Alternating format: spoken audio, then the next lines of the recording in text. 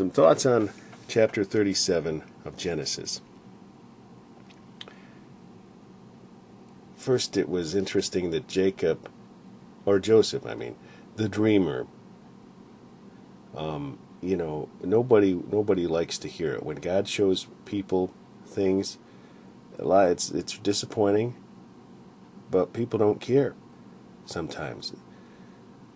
See, it says, Joseph dreamed a dream, and he told it his brethren. They hated him yet the more.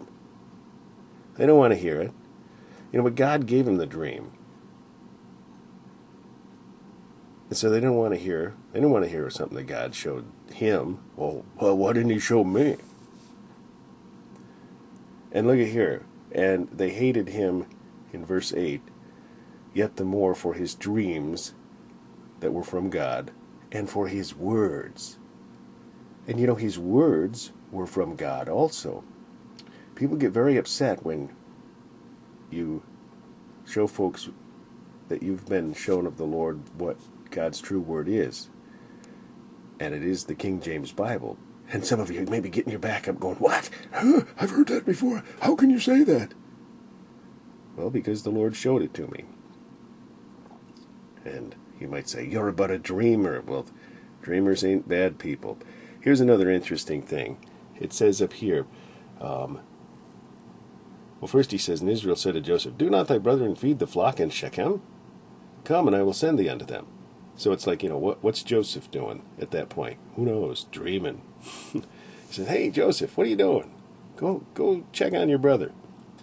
So he goes, he's willing to do it. He just says, here am I. And he's willing to do it, and he does what his father says. But then this is the most curious. In verse 15 it says, and a certain man found him, and behold, he was wandering in the field. First of all, this is something that was imparted to Moses that wrote this. How is it? There's something significant here. Who is this man that found Joseph wandering around in a field? And why was it added in? It's a detail that God had put in by Moses. How would Moses have even known this? It's amazing, really, when you consider that. But, once again, it gives you the insight that, if anything, Joseph was just wandering around like he'd gotten sidetracked. He's a dreamer. And some guy found him and said, well, what are you looking for? I've done that. I've gone in stores, I'm wandering around. Next thing you know, I'm wandering around mindlessly, and somebody comes along. May I help you find something? No, that's okay, thanks. And then I hit the road, actually. Okay, so then, next thing that I noticed, Reuben. This is so great. Reuben is the salvation of Joseph. And it says, no, but it's so cool because later on, it's almost like Judah takes the reins. And Judah, from his line, came Christ. And so it's almost like the changing of the guard here. But Reuben stands as the help and salvation for Joseph. And, it says up here that his brothers were content. I want to mention something else, too. Lots of thoughts.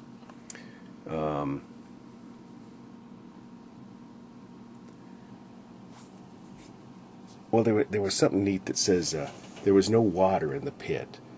No water in it. That's where we are, when we're left alone, our brethren even leave us alone. It seems as though there's no water. But then, it's interesting here because the Ishmaelites came, but not to monkey up the thought, the Gilead, from Gilead. And then, the song, there is a balm in Gilead. Look, the camels bearing spicery and balm and myrrh, going to carry it down to Egypt. Spices, balms, myrrh. I wonder if there's frankincense and gold in any of this stuff too. But down to Egypt. But the Ishmaelites, who started in Egypt, really, Ishmael was born of Abraham and to Hagar, who was from Egypt. So it's interesting that they came along. But then also, Midianites come along. Remember, Moses' father-in-law was the king of Midian? Just all kinds of really cool stuff, right? And wrapped all up into this.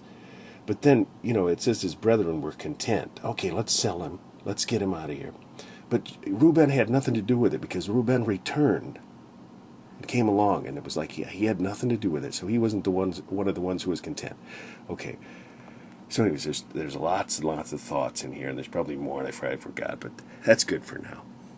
Thanks for watching.